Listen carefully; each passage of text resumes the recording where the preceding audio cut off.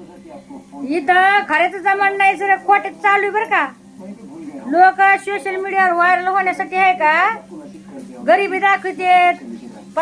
पत्रामध्ये राहिलं ते फाटके तुटके पत्र आहे का, ते जाऊन हटकून स्वयंपाक करतेत, हटकून कुटके खाल्लेले दाखवतेत.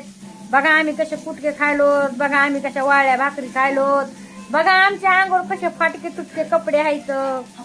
असं करून करून सोशल मीडिया व्हायरल होते. तर यांचे खाण्याचे दात वेगळे असते आणि दाखवायचे वेगळे असते.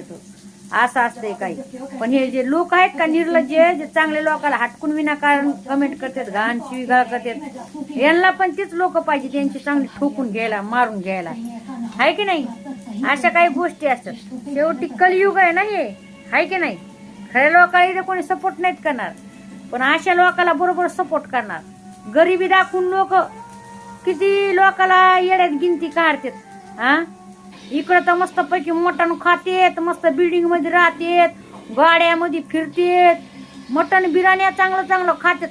पण कॅमेरा सुरू केला की वाळ्या भाकरी दाखवितेत, फाटके अंगावरले कपडे दाखवितेत, ते पत्र दाखवितेत फाटके तुटके. आम्ही तरी तसे करीत नाहीत. आम्ही जे आहेत का ते समोरासमोरच, जे आहोत ते समोर. आमचं असं खोटंपणा नाहीये.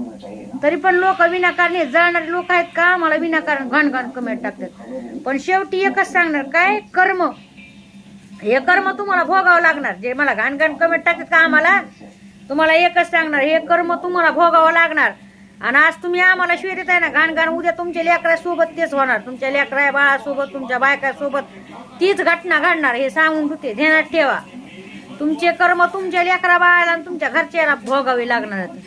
आम्ही तर कोणाला कधी बोलत नाही तर काय नाही. विनाकारण यायचंय आणि कमेंट व्हिडिओ मध्ये येऊन सैना घाण कमेंट टाकून जायची, बोट घालून वास घ्यायचा. ही तुमची या काही घाणेड्या लोकांची सवय. अरे नाही व्हिडिओ आवडला तर वर ढकलून द्या ना. हावरे माय घाले हो,